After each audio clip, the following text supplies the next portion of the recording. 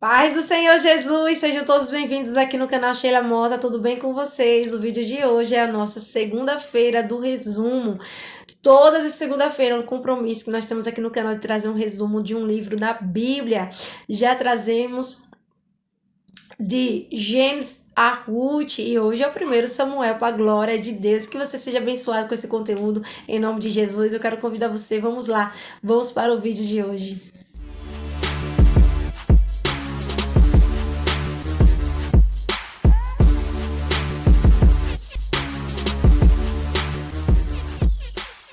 O vídeo de hoje é o primeiro Samuel, onde vamos aprender, muitas histórias, onde esse livro retrata, justamente quando o Senhor, ele vai levantar um rei para o povo de Deus. O povo de Deus estava sendo liderado por juízes, mas Deus ouviu esse povo pedir um rei. Então a gente vai ver como se deu tudo isso através desse vídeo. Vamos ver Deus levantando um profeta, que Deus ele vai ali falar para todo aquele povo, Vai dar a direção para aquele povo através desse profeta. Então a gente vai aprender muita coisa legal através desse livro. Primeiro Samuel começa contando a história de uma mulher chamada Ana. Ana era estéril. O esposo dela se chama Alcana, que tinha duas esposas, a Ana e a Penina. Penina tinha muitos filhos, era fértil, podia gerar. E Ana, diferentemente de Penina, ela era estéril, mas ela era muito amada pelo esposo. Mas mesmo ela sendo amada, ela tinha um desejo muito grande de ter o seu filho. E ela chamava a atenção do esposo, porque o esposo via ela ali angustiada, sem querer comer, triste. E isso tudo chamava a atenção de Elcana. E Elcana tentava de alguma forma alegrar a vida, alegrar a esposa dele. E todo ano eles iam no tabernáculo sacrificar ao Senhor pelos pecados. E nessa ida de Ana ao tabernáculo, ela derramava a alma dela em oração ao Senhor. Ela fez um voto ao Senhor, dizendo: Senhor, se o Senhor me der essa graça de poder ser mãe, de ter um filho, eu vou dar ele, Senhor, para que ele venha te servir no templo. E o Senhor se agradou do voto de Ana. Quando Ana estava no templo orando ao Senhor, o sacerdote Eli olhou para ela e julgou ela como uma mulher embriagada. Por quê? Porque Ana ela orava com a alma angustiada, onde os lábios se moviam, mas a voz dela não saía.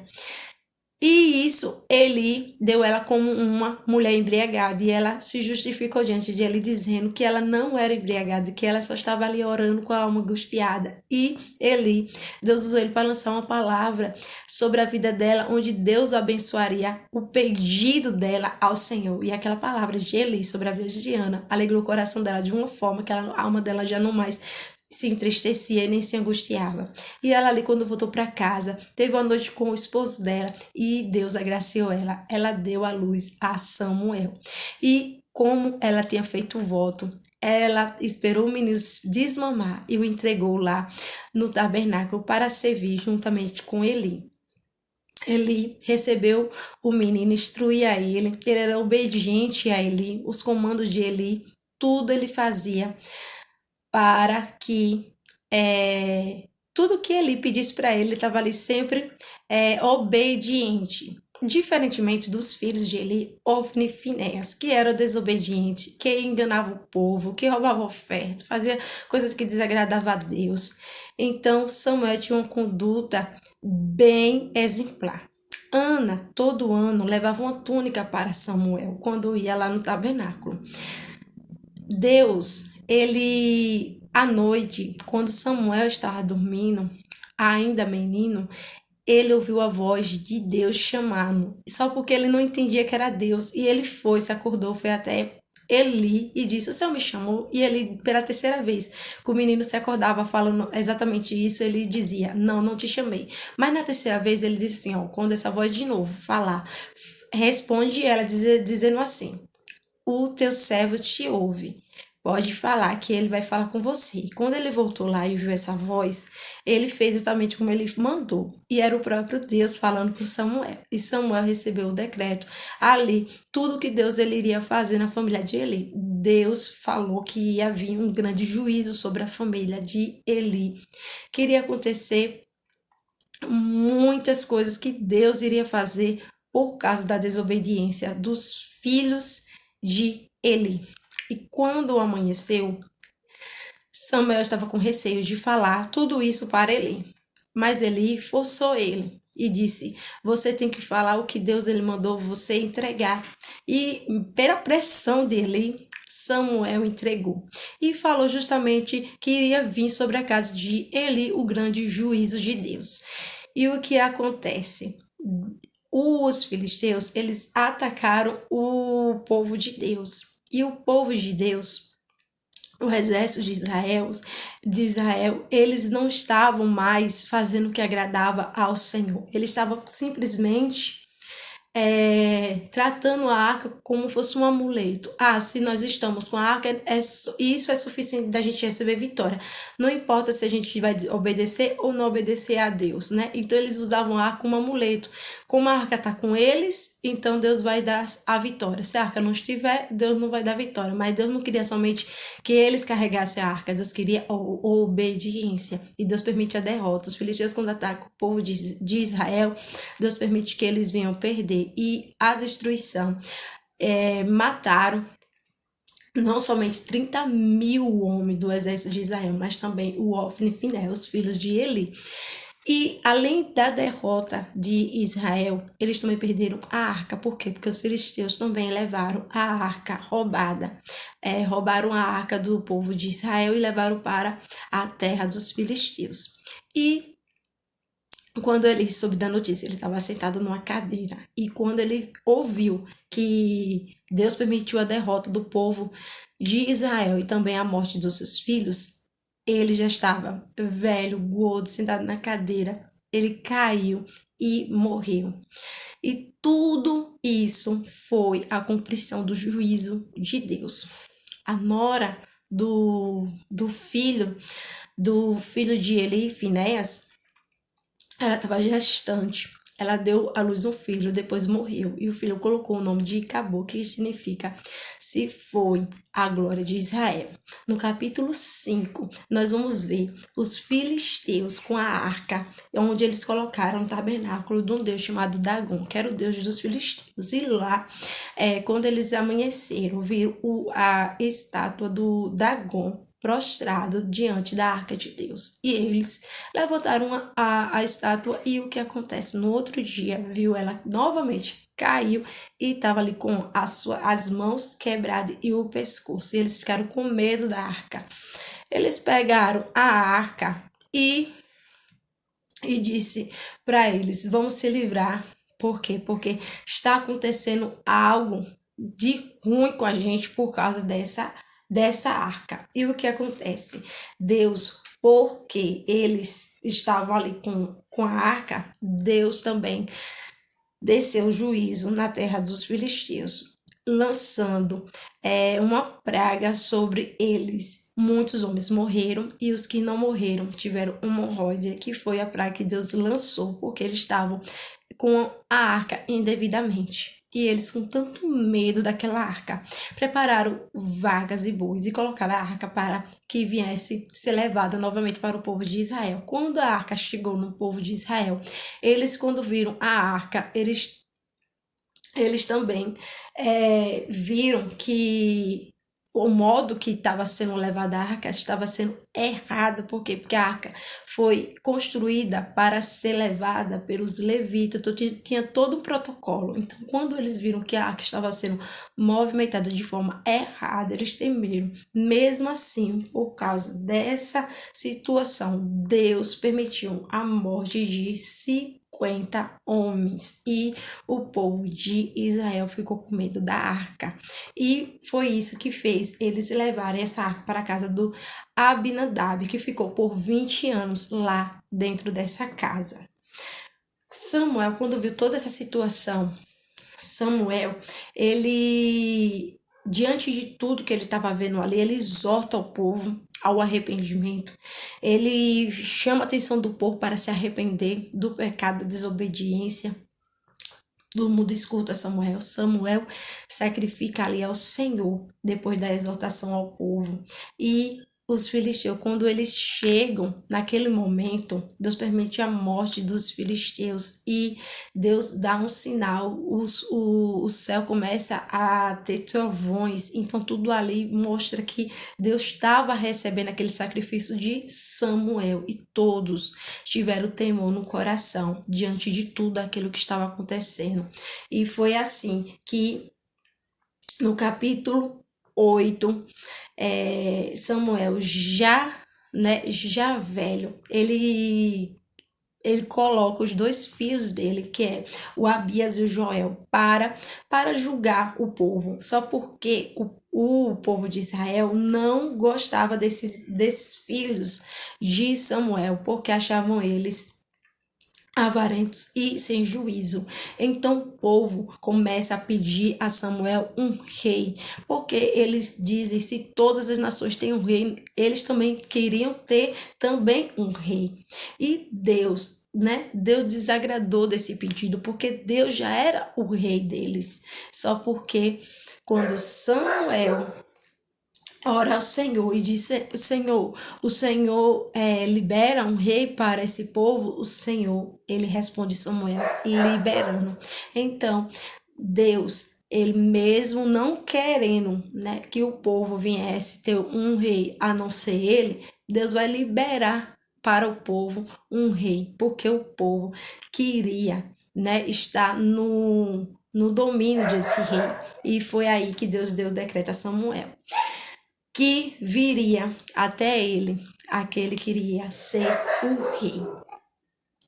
Quando Samuel recebe esse comunicado, essa resposta de Deus, Samuel já fica na expectativa de receber esse rei. E no dia seguinte, como Deus prometeu que viria até Samuel esse rei, tinha um rapaz chamado Saul, que o pai dele tinha perdido as suas jumentas. As jumentas fugiram e o pai do Saul, pediu pro filho ir atrás dessa jumenta. Saul vai atrás dessa jumenta, ele não encontra, ele pede ali auxílio do povo, como ele pode encontrar jumento, o povo ali orienta, vai atrás de Samuel, que Samuel vai te orientar, porque ele é profeta.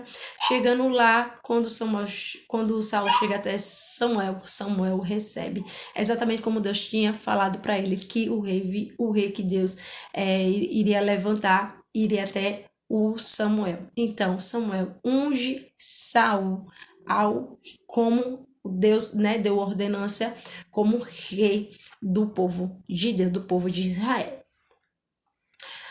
Quando Saul ele recebe, essa unção, quando ele é ungido rei, ele começa a profetizar entre os profetas de Deus. Por quê? Porque Deus o toma no poder, da profecia. Então ele começa a profetizar. Nesse momento, no capítulo 11, vamos ver os amonitas afrontando Israel. Quando Saul vê essa afronta dos amonitas, Saul levanta 330 mil homens e vai à guerra. E Deus dá vitória a Saul. Acontecendo isso, o povo confirma sobre a vida de Saul e o proclama rei de Israel. Samuel explica a Saul que quando ele recebe uma vitória de Deus, ele tem que aguardar o profeta para o profeta sacrificar a Deus em agradecimento àquela vitória. Só porque Saul, ele não espera o profeta. Ele recebe as orientações, mas no momento dele esperar, ele simplesmente não obedece. Então, ele acha que o profeta está demorando, então ele não espera Samuel chegar para o sacrifício. Ele mesmo sacrifica a Deus. E Samuel, quando chega, ele diz, o Senhor desagradou do que você fez. E ele está te rejeitando como rei. E depois essa repreensão que Saul recebe de Samuel, acontece um episódio também, no capítulo 14, Jonatas, ele se levanta, que é o filho de Saul, e diferente, do pai. O pai era arrogante, o pai era soberbo, o pai tinha falhas de caráter. Já João tem um coração bom. Mas Deus permite Saul ser levantado, mesmo com tantas falhas de caráter, porque o povo ele quer um rei, né? Como um rei dos outros nações, né? Um homem estruturado, aparentemente capacitado. Então, exatamente esse perfil que vem sobre Saul. Ele é um homem alto, um homem bem visto, todo mundo olhando para ele, julga ser um bom rei. Então, foi essas características que Deus permitiu Saul ter, porque o povo exigiu de Deus um rei. Então, Deus deu um rei como o povo queria, né? Um rei forte, grande, que chamasse atenção. Mas diferente do pai, Jonatas, ele é diferente, ele tem um coração bom. E Jonatas, ele se levanta, lá no capítulo 14, ele se levanta e vai para uma batalha sozinho, só porque Saul tinha decretado que nenhum dos participantes, nenhum dos componentes do exército poderia comer, né? Então ele dá esse decreto, mesmo sabendo que o exército precisa comer para estar forte diante das batalhas, ele acha de dar esse decreto e diz, ó, quem comer morre. Então ele dá esse decreto. E o filho dele, não, por não saber, porque ele estava lá na batalha, né? Ele tinha se levantado para ir numa batalha, e quando ele vence e volta, sem saber desse decreto do pai, ele vai lá e come um pouco de mel. E Saul, ao saber disso, ele decreta a morte do próprio filho, só porque o povo não permite. Samuel, lá no capítulo 15, Samuel fala para Saul, né, que ele vai vencer uma guerra. Essa guerra o Senhor vai dar na mão dele, que é contra os amalequitas, só porque Deus dá uma ordem para Saul, que é para que ele viesse matar todos os amalequitas. E de novo, novamente, Saul vai desobedecer. Por quê? Porque Saul ele mata, mas deixa vivo o rei, né, dos amalequitas, que é o Agag, e além disso deixa uma parte do rebanho porque queria ali sacrificar. E aí que no capítulo 16, Samuel, novamente, no capítulo 15, novamente, Samuel é levantado para exortar o Saul e diz, ó, é melhor você obedecer é melhor do que sacrificar. Por quê? Porque ele estava ali na sua desobediência, se preocupando ainda em sacrificar a Deus. Então ele estava tão se preocupado em sacrifício, mas Deus queria que ele obedecesse. Então o próprio Samuel vai lá e mata o rei dos amalequitas. Por quê? Saul tinha o deixado vivo. No capítulo 16, Deus dá uma ordenança para Samuel e diz, ó, vai na casa de Jessé e você vai ungir um novo rei de Israel, um dos filhos de Jessé. Chegando lá, Jessé recebe o profeta, apresenta os seus filhos, o primeiro que Samuel vê é Eliabe. Samuel olha para Eliabe, logo acha ele forte, bonito, né, um varão de guerra, e logo pensa, esse é o escolhido. E Deus diz, eu não olho como os homens veem, eu olho para o coração, e esse eu tenho rejeitado. E o segundo vai Abinadab, e todos os outros filhos de Jessé apresentado ali para Samuel, mas nenhum deles o Senhor se agradou. E o que acontece? Samuel olha para Jessé e diz, não tem mais nenhum filho seu para se apresentar? Aí Jessé disse, tem um ali que está ali no pasto, ali cuidando do rebanho, das ovelhas, vai lá chamar lá Davi. Aí chega Davi, todo pequeno, ruivo, então ele não tinha nenhuma característica de rei, de guerreiro, ele não tinha. Aparentemente, ele era sempre um pastorzinho de ovelhas. Mas quando chega diante de Samuel, Deus agraciou Davi e disse, é esse o escolhido, e foi esse que foi ungido. Davi recebe a unção, ele foi ungido ao rei. E aí Saul, né, nesse tempo, ele sofria muitas perturbações de espíritos malignos. E aí, quem foi? Ele precisava de uma pessoa para poder estar ali né, tocando a harpa, fazendo alguma coisa que viesse dar alívio a eles, aliviasse aquela perturbação. E aí trazem o Davi para tocar a harpa para Saul. Quando Davi tocava a harpa, os espíritos malignos, eles saiu de Saul. E aí Davi ficou ali servindo Saul. E também ele foi levantado também mais na frente. Vamos ver que Deus ele levanta ele como um grande guerreiro. Agora, como Deus ele vai, né, levantar Davi como esse grande guerreiro, né? No capítulo 17, como acontece? Tinha um dos filisteus chamado Golias, e eles estavam afrontando o exército de Israel. E essa afronta já vinha, né? Sempre ele estava ali afrontando, e Saul estava ali desesperado, querendo alguém, né, que viesse enfrentar esse Golias, né, que tinha 2,90 metros de altura, então ele amedrontava todo mundo. E ele chegou a oferecer, né, um prêmio, que era casar com a filha dele e também ser livre dos impostos. E naquele momento ali não tinha ninguém que se levantasse para enfrentar o Golias. Davi, o pai dele, manda ele levar comida para os irmãos que estão lá, são participantes lá do exército de Israel. Estão ali com o exército de Saul. E ele vai lá, né, levar comida para os seus irmãos. Chegando lá, ele escuta essa notícia que há uma afronta, que é o Golias que está afrontando o povo de Deus, e ele fica ali revoltado com aquela situação e diz: quem é esse circunciso aí que está que está aí afrontando o exército de Deus vivo? Então ele se revolta com essa situação e diz: como é que pode estar aí afrontando o exército de Deus? E aí ele vai até Saul e diz: eu quero enfrentar esse filisteu. Só porque Saul disse: não, você não tem capacidade, você é pequeno. Então ele meio despreza Davi. Mas Davi diz assim: ó, eu cuido das ovelhas do meu pai, e lá já veio o leão, já veio o urso, e eu livrei as ovelhas. E aí ele conta, né, as experiências dele para Saul. E Saul, por muita insistência de Davi, ele libera. Ele oferece as armaduras para Davi, só porque Davi recusa, porque aquelas armaduras ali não servia para Davi. Ele pega simplesmente 5 pedrinhas, ele pega a funda dele, só com uma pedra ele acerta Golias, Golias cai, ele pega a espada de Golias e arranca a cabeça do próprio Golias. E acontecendo isso, né, ele se torna um grande guerreiro do exército de Saul.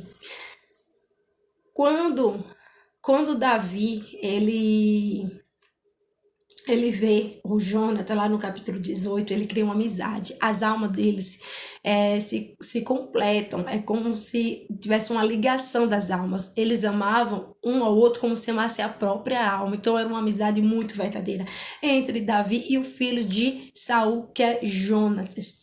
E Saul, ele não gostava da popularidade de Davi. Por quê? Porque Davi era um guerreiro muito bom e ele sempre ganhava todas as guerras. E Saul detestava Davi.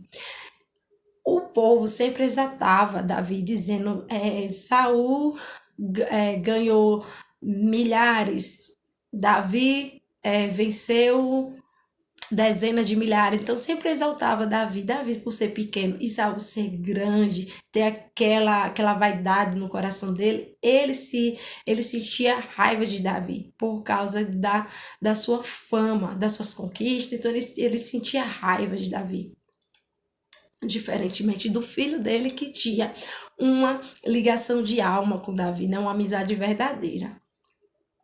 E aí a filha que foi prometida ali quando Davi venceu Golias era para ele casar com a filha de Saul.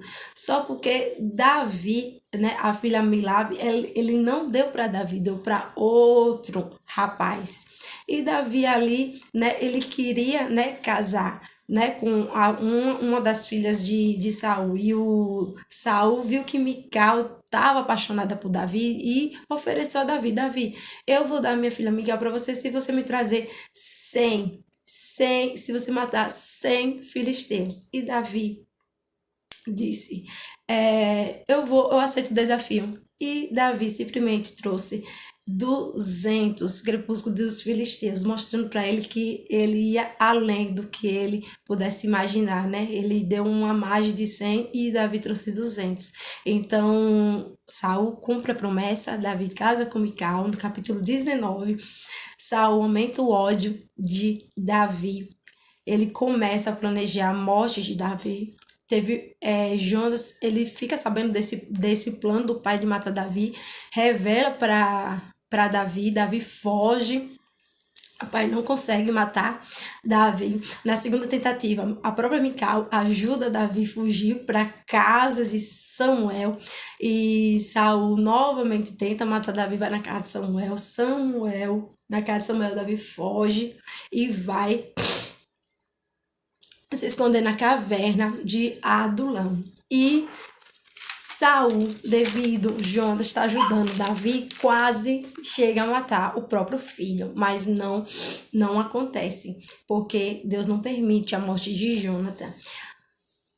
Davi, nessa caverna, vem 400 homens que estavam endividados, entristecidos, né? Mas eles oferecem a Davi: nós queremos se juntar a você, nós queremos estar com você, se você nos aceita. Esses 400 homens tornaram o exército de Davi. Davi pega esses 400 e esses 400 se tornam ali o exército de Davi.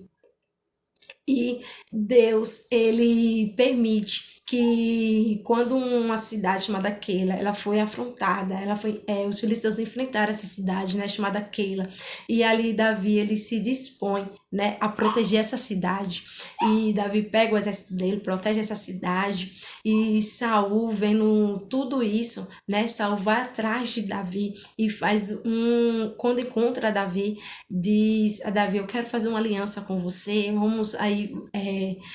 vamos fazer uma aliança de proteção das nossas famílias, eu protejo a sua família, você me protege a minha família, e eles fazem essa aliança. No capítulo 24, Davi continua fugindo com seu exército. Saul novamente torna a perseguir Davi com 3.000 homens. Ele vai atrás de Davi. O exército de Davi vê Saul dormindo com o seu exército e avisa a Davi: Davi, Saul, o exército dele está dormindo, Deus o entregou nas tuas mãos, vai lá e mate. Mas Davi recusa matar Saul, porque ele declara: eu recuso matar o ungido do Senhor. E ele chega lá, corta a manta de Saul e o acorda, lhe mostra para ele que ele poderia matar, mas não matou. E ele declara a Saul que ele não vai matar o ungido de Deus. E Saul, ele se arrepende e volta para casa com seu exército. E mesmo assim, lá no capítulo 25, nós vamos ver que Saul ainda continua tendo ódio de Davi. Samuel morre, né? Já estava velho, ele vai lá e morre. E no capítulo 25, Davi, né, fica sabendo que existe um homem rico chamado Nabal. E Davi sabe que os empregados de Nabal, quando estavam ali sobre a cidade, o exército de Davi ajudou, né, os empregados dele. Então Davi sabia que por eles receberem a ajuda do exército de Davi, quando Davi precisasse de ajuda, eles iriam ajudar, né? E Davi vai lá, pede para os exércitos dele, né? Do exército de Davi, ir lá até Nabal e pedir ajuda, pedir mantimento, porque eles estavam ali, né? Se escondendo, né, de Saul, então eles vão lá pedir. Chegando lá, Nabal, arrogante, recusa ajudar, né, o exército de Davi. E Davi fica muito bravo com essa resposta de Nabal, porque ele não entende como uma pessoa que recebeu ajuda agora recusa liberar ajuda. E ele decide o quê? Vamos invadir a terra de Nabal e vamos matar todo mundo. A esposa, chamada Abigail, fica sabendo desse plano de Davi.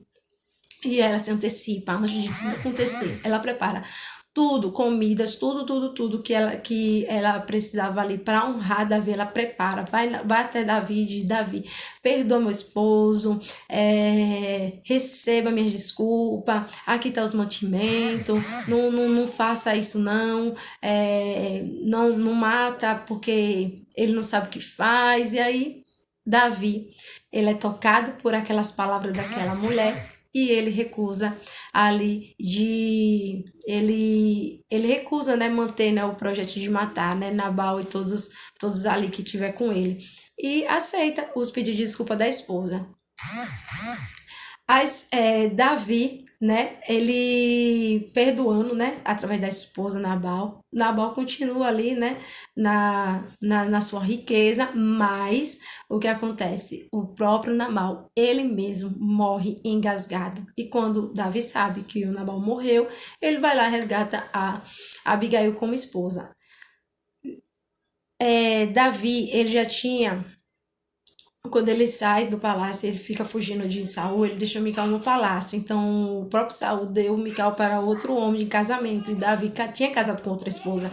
E com Abigail, casando agora, iria ficar com duas esposas. E ele continuou fugindo, né, do exército de Saul, porque ainda, mesmo depois de tudo, Saul ainda continuava com o projeto de matar Davi.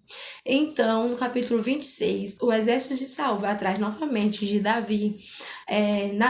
Quando anoitece, o exército de Davi vê Saul e o exército novamente dormindo, vai lá avisar Davi, diz: Davi, mais uma oportunidade de você matar Saul, Deus te entregou nas tuas mãos. Davi vai lá, pega, ele de novo diz: não, eu não vou matar, né, eu não vou matar o ungido de Deus. Então ele vai lá, pega a lança de Saul, acorda novamente e diz: eu não vou matar o ungido de Deus, Deus me deu nas minhas mãos, mas eu recuso a matar o ungido de Deus. Saul novamente se arrepende, pega o exército e se retira e vai para casa.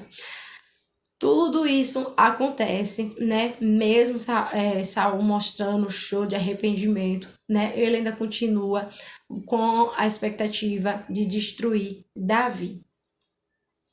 E Davi fez um acordo com o rei de Gog, que é o rei dos filisteus. E esse acordo seria para que ele viesse estar se escondendo na terra dos filisteus, porque assim Saul não iria mais perseguir o Davi. Então foi uma estratégia que o próprio Davi teve, né, de se juntar com os filisteus para estar se protegendo de Saul. E o rei dos filisteus, o Gog, ele aceita esse acordo e recebe Davi. E ali Davi, né, oferece, né, o exército de Davi para ajudar ali os filisteus. Quando os filisteus ele vai à guerra com o povo de Israel, Davi oferece o exército dele para ir contra o povo de Deus, o povo de Israel, o exército de Saul. Só porque quando Davi se retira da cidade, porque tinha uma cidade chamada Ziglag, que ele estava ali com a sua esposa, tudo, e quando ele se retira dali para ajudar o exército dos filisteus, o povo dos filisteus disse: não precisa, pode voltar para casa. Só porque quando o Davi volta para casa, ele vê que houve um saqueamento. Enquanto Davi se retirou para ajudar a guerra dos filisteus ali contra Israel, um povo havia invadido a cidade onde Davi se encontrava. E esse povo, mesmo tendo ali, né, a esposa, né, mesmo os amalequitas, quando eles viram que Davi, né, tinha se retirado, eles aproveitaram ali o momento e invadiram, saquearam, levando ali as esposas, levando as crianças, levando todo mundo em cativeiro. E ali, quando Davi soube que os amalequitas tinham saqueado aquela cidade, ele logo foi atrás dos amalequitas, resgatou as mulheres, resgatou as crianças, né, trouxe tudo de volta, os cativos que havia, né, sido levado, e restaurou tudo. Então Davi, né, viu que tinha o propósito dele voltar, porque havia esse saqueamento que ele tinha que resolver. Então ali Davi soluciona. Já no capítulo 31, quando está ali acontecendo a guerra dos filisteus contra o povo de Israel, os filisteus cercam a família de Saul, mata os 3 filhos de Saul, a família de Saul morre, e o que acontece? O Saul, vendo essa situação da morte dos seus filhos, ele pede para o moço que leva as armas dele, né, matar ele. E Saul já estava ferido ali e o moço recusa matar Saul. E ele pega a espada dele, coloca ali, né, no chão e ele mesmo se lança na espada, morrendo, né, ele mesmo se matando. E o moço, quando vê essa situação, ele também vai lá e morre. E o povo pega ali as espadas, tudo de Saul, leva lá para o tabernáculo. Então, o livro de 1 Samuel termina exatamente dessa forma.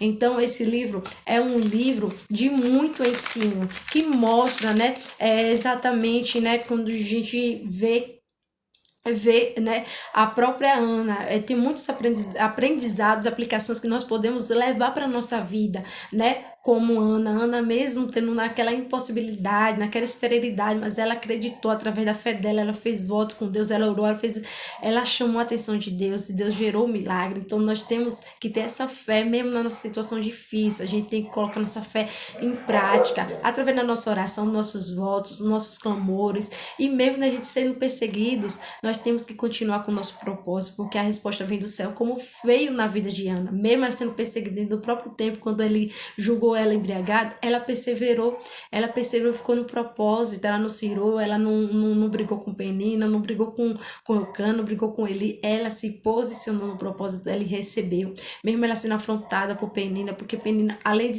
ser mãe de filhos, ela afrontava a Ana. Então Ana passou por todas as provações possíveis, mas ela se manteve e ela recebeu resposta, e foi isso que Deus respondeu ela, né, foi a perseverança, ela não ter desistido. E vamos aprender também com o próprio Samuel, que mesmo ele tendo ali o Ofni e Finéias fazendo coisas erradas, ele se manteve ali na conduta dele. Então, nós traz para nosso aprendizado que mesmo que pessoas não venham fazer as mesmas obras, não venham estar na mesma fé, não venham estar cooperando com aquilo que você está fazendo de bom para Deus, você tem que se manter na sua posição, no seu propósito, mesmo vendo pessoas ali não querendo contribuir e ajudar, mas você tem que se manter como Samuel se manteve diante de Ofni e Finéias. E outro aprendizado é o próprio Saul, né? Quando Deus levanta a gente em qualquer posição de honra, nós devemos que estar em obediência, mesmo que a honra ela venha trazer para nós vaidade, orgulho, a gente tem que recusar, o orgulho tem que ser arrancado do nosso coração, para que nós venhamos, mesmo no lugar de honra, estar em obediência a Deus, porque é Ele maior. Por mais que nós venhamos subir de degrau, de posição, nós devemos sempre ter obediência. Foi o que aconteceu, né, na vida de Saul. Saul foi levantado, mas ele não obedeceu. Por isso que veio consequências sobre ele, sobre a família dele. Por isso que ele não foi bem sucedido, porque faltou na vida dele a obediência. Ele queria mais sacrificar. Saul, ele estava tão focado no sacrifício de fazer, mas Deus estava querendo dele a obediência. Não adianta a gente querer fazer tudo se Deus não está dando ordenança. Precisamos primeiramente ouvir a voz de Deus. E outro aprendizado também que nós temos que aprender através desse livro é Davi. Davi, ele não era aparentemente aquele que iria ser escolhido. Então, ele não estava preocupado na aparência, ele estava preocupado no conteúdo, no coração. Então, muitas vezes a gente quer se preocupar como a gente vai se comportar, como a gente vai se proceder diante do homem, mas Deus está dizendo, eu quero que você se priorize, coloque a prioridade de tudo no seu coração. Como está o seu coração?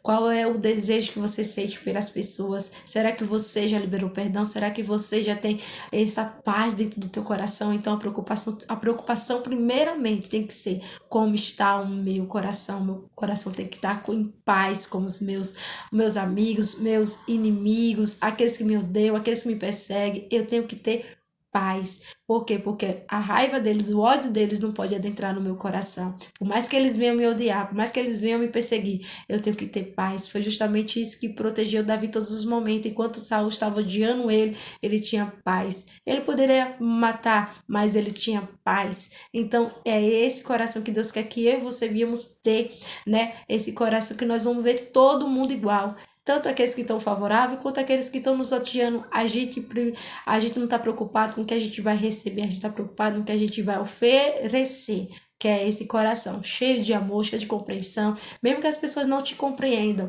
mas você tem um coração compreendedor, um coração amoroso, misericordioso. É esse coração que Deus quer plantar dentro de nós. Amém? E que esse vídeo venha ter te edificar, te fortalecer, compartilha com todos os seus familiares, seus amigos, abençoa a vida deles. Amém? E até o nosso próximo vídeo, em nome de Jesus.